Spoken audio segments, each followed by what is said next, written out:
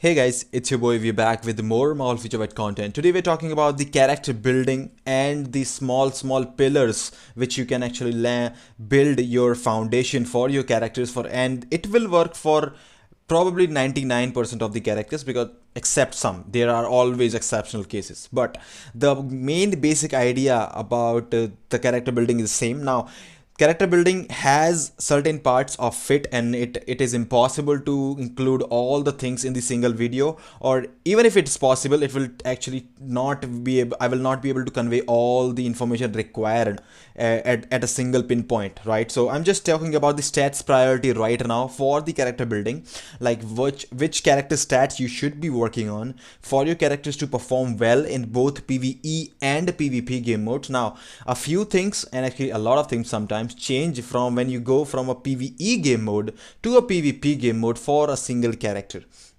They will, as I said, there will always be exceptions, and cards will also be affecting your overall character build-up, and there are a few things. So this video, the stats priority that I'm showing you right now, is regardless of whatever CTP you are using on your character, because CTP can make a big massive difference in the way you want to build your characters, because if you talk about the top PvE CTPs, which is like CTP of Rage, that needs extra, like dodge. It needs dodge. It has to have dodge, no matter if though your character is PvP, your character is PvE, no matter wherever you are using, you need dodge and critical rate maxed out for it to work well.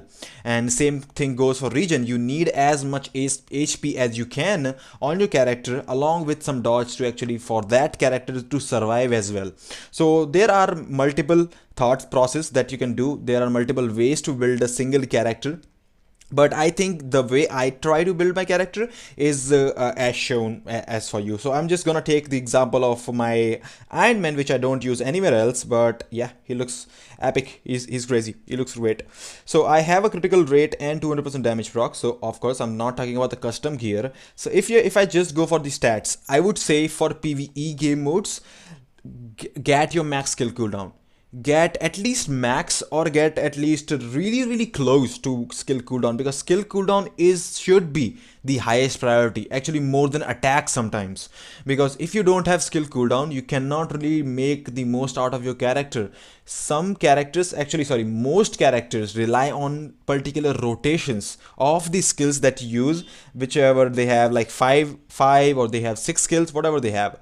So they need the skill cooldown for those characters to go through those skills on a frequently good manner and a sequence, so that they can put out the maximum amount of damage in the certain time limit. Because for PvE game modes like World Wars Ultimate, even if you talk about Alliance Battle Extreme or anywhere else like Squad Battle, I consider that's PvE game mode, you need to have max cooldown to get the most out of your character in terms of damage. And PvE is all about damage. It's all about damage. The days where you needed to actually run from the Frostbeat to survive, like Kate Bishop, it was so hard to survive back in the days, are gone. So it's not gonna work. So skill cooldown will be on the top priority. Second, I would say ignore defense. Try to get max ignore defense. Maximum ignore defense is so damn crucial, either PvP or PvE. To be honest, like, take it this way.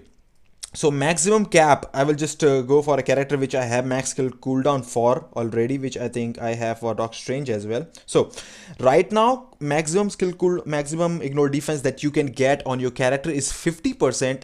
After that 50%, no matter how much you get it over the cap, it will not be considered. So only 50% will be considered.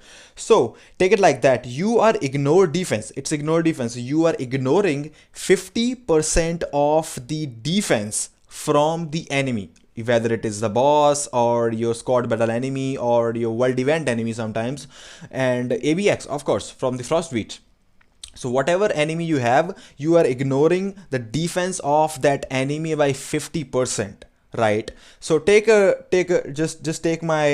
little bit of example of one of my character like Black Cat. I have not built my Black Cat yet. So 36, she's missing 14%. So out of the 100%, I am only able to ignore 50% of the defense. Now 14 plus means that 50 plus 14 is 64. So around I am not gonna be able to ignore that 64% defense. So you can consider it as like you can have like way more defense on the enemy to be ignored if you have max if you don't have max ignore defense. So ignore defense is such a crucial stat. People don't realize, especially new players, they just go for like stats like attack and stuff. Attack is important, I know, attack will always be the first priority, but only if you're not missing out many percentages of the other stats, at least not for skill cooldown or ignore defense, because ignore defense is such a crucial stat, because just like tiny bit of ignore defense like 4 or 5% can make your score go up way higher and make at least in PvP as well as in PvE actually. So that's really important.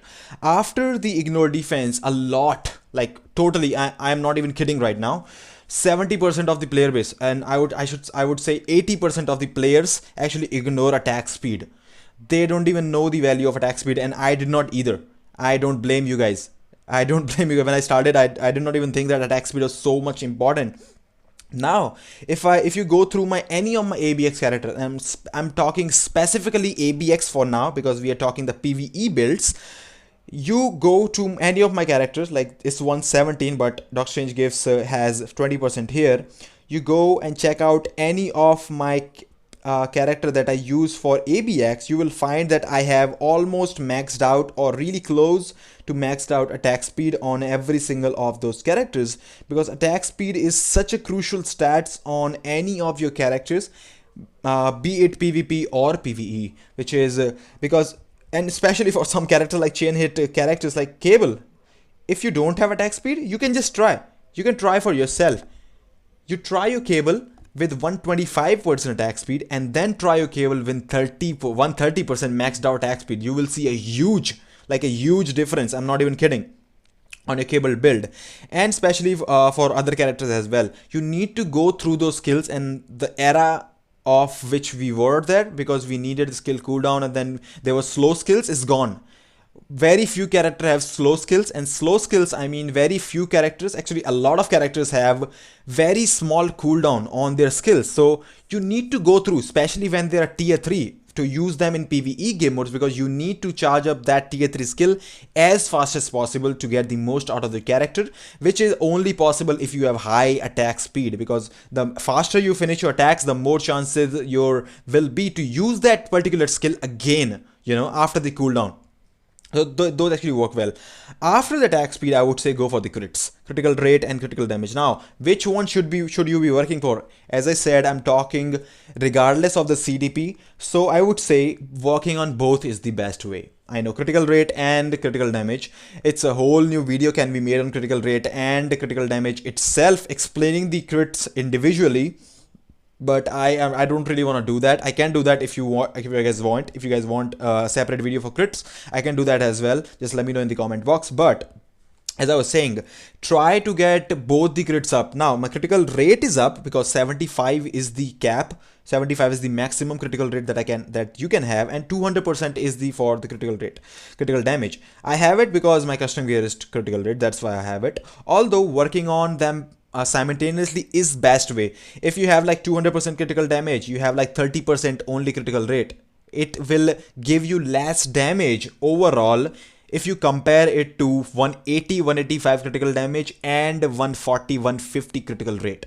So simultaneously they work better. So I would say try to work them better, and that can change if a character already has some skills that give the character some kind of stat boost, like Doctor Strange. So you only need 20% critical, 15% critical rate actually, because he gets 60% critical rate from here. So you don't even need to do that. So that's why I said I'm not talking about the stats or the CTP, regardless of the CTPs. So that was kind of for the PvP.